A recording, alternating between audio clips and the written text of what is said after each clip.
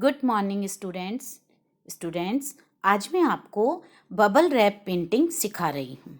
आप इस वीडियो को अच्छे से देखना और फिर आप भी इस पेंटिंग को ट्राई करके मैम को इसकी फ़ोटो सेंड करना। और स्टूडेंट्स, आपको साथ में आपकी जो ड्राइंग की बुक है उसमें पेज 51 to 58 पर होमवर्क करना है। तो बच्चों, आप इस एक्टिविटी को एंजॉय करो और साथ में जो ये वर्क मैम ने दिया है उसको करके उसकी फ़ोटो और साथ में इस बबल रैप पेंटिंग की फ़ोटो भी मैम को सेंड करना।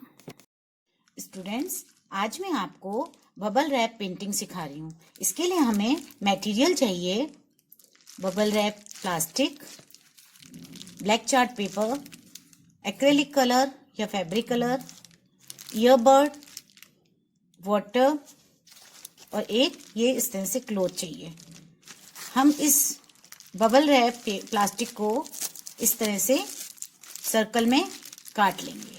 चलिए स्टार्ट करते हैं हम अपनी पेंटिंग।